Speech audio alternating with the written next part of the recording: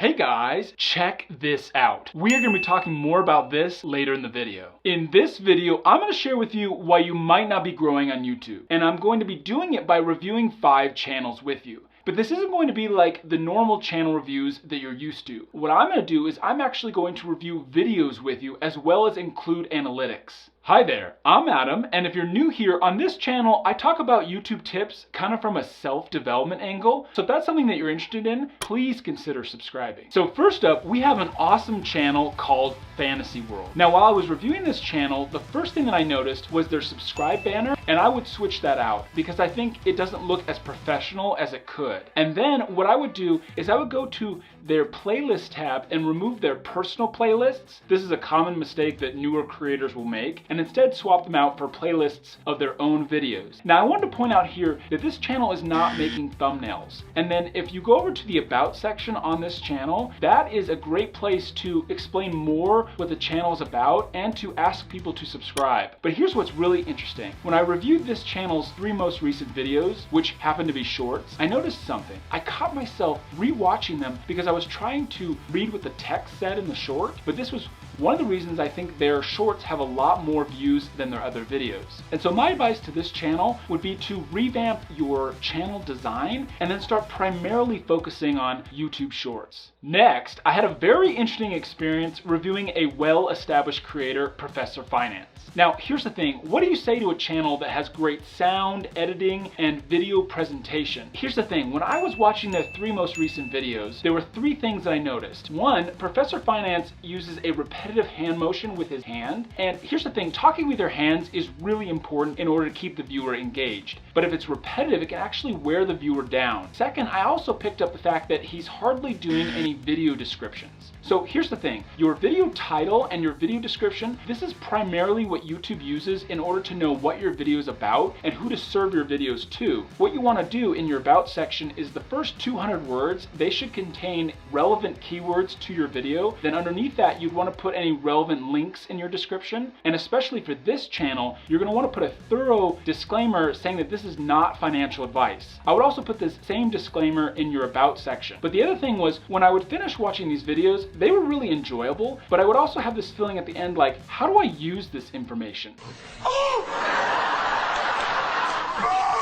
Up next, we have a vlog channel. I gotta say, this channel's pop culture references are literally hilarious. But I do know one reason why they might not be getting as many views to their vlogs as they would prefer. And it's all about delivery. When I was reviewing some of their most recent videos, I noticed that the speaker speaks slowly or has long pauses in his videos. Or he'll sway back and forward, kind of like this. Or he'll nervously blink his eyes. Now, these behaviors, they're probably unconscious. And if you review my old videos, you'll see I did the same types of things. Delivery in videos is really important. The only way to really get better at this is to become more self-aware, get more feedback on your videos, and then just realize that some of it takes time. But here's the thing, if you really want to get good at vlogs, the first thing that you got to do is start with a great thumbnail. Because you got to realize you want to get viewers that don't know you to click on your vlog. And in order to do that, the thumbnail needs to be awesome. And here's the thing, a vlog is supposed to be a story. And the best vloggers, they tell their stories in the same format, like the same template. If you notice, oftentimes vlogs are a little bit longer in the length of the video. And here's the thing, you make 4 short videos a week. I would highly encourage you to switch over to doing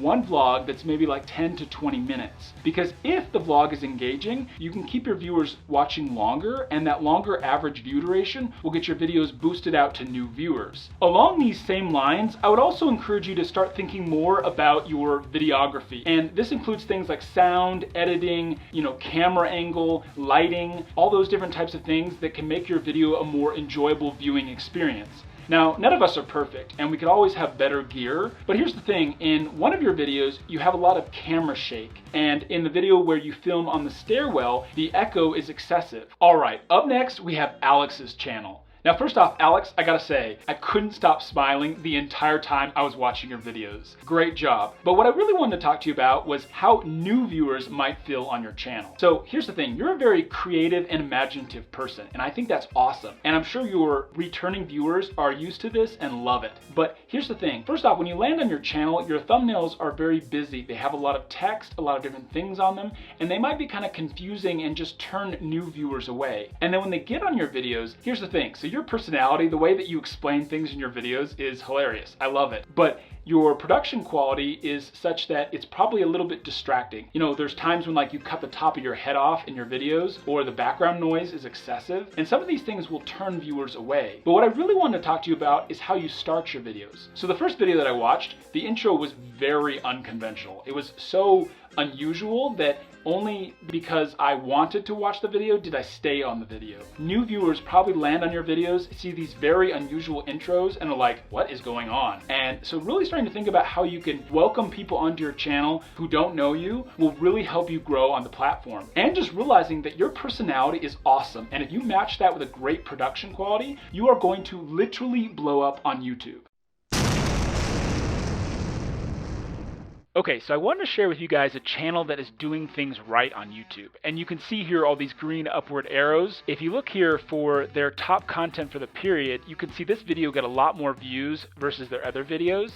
So this is something definitely that they're going to want to look at in order to inspire their future videos and in order to make better content, because whatever they did here, they did it right. And if we get over to the content tab, you can see here this key moments for your audience retention, basically still watching at 30 seconds in the video. YouTube is highlighting this because the first 30 seconds of your video, they literally define whether or not that video is going to be successful. And this video is super interesting to look at because if you look at this audience retention graph, you can see where there's this unusual spike at the very beginning. And basically, you can see people dipping out like they normally do in a video. And then right here, he says it's the start of a great adventure. And as soon as he says that, you can see people spike up. And basically, I think what happened was people were starting to think about dipping out. And then he said that there's going to be this amazing adventure. And they're like, well, I'm going to stay.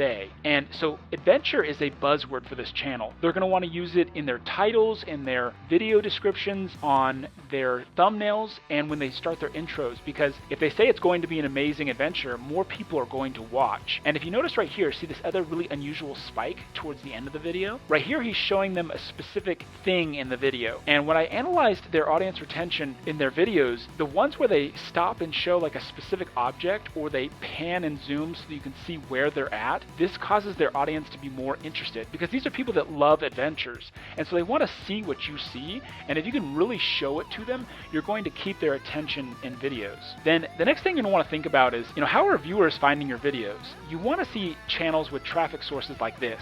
YouTube search, browse features, suggested videos, channel pages. This is very good. But if I see a channel where their top traffic source is external, that is not a good sign to me. You definitely don't want that to be your top traffic source. Now let's get over to the audience tab. So the returning viewers that they have, this is their real subscribers in my book. And this is a number you want to watch closely, because ultimately this is really your community. So you're going to want to be always building that number. And if you get down here, this section I think is kind of new. You want to look at videos that are growing your audience, and this is moderately growing their audience, so they're going to want to definitely look at this video here. These two sections right here I think are really important. This tells you how many people have turned on notifications for your channel, and that is really, in my book, the definition of the health of your channel, because your channel is supposed to be a community, and so if this number is high, like this is, that means they're doing something right. Because honestly, we get millions of notifications in our lives these days, and if someone is willing to turn on notifications for your channel, then you are doing something right. And if you look right here, watch time from subscribers. You want this to be not subscribed like they have, where most people aren't subscribed to their channel. It's kind of counterintuitive, but basically what this means is that people are finding their content naturally through YouTube. So let's get over to the research tab, which is pretty new. If you go here, there's some real gems here. So for example, these are things that their viewers are searching for. And so you can see camping, me at the zoo. These are really good terms for future adventures for this channel. Camping works out great. They can easily do that, and they can keep doubling down on it. And going to the zoo, that's an easy, fun family adventure, so they can totally do that. So if you're having a hard time growing and you think YouTube is totally messed up, start now by clicking the video on the screen, and I'll see you over there in that video.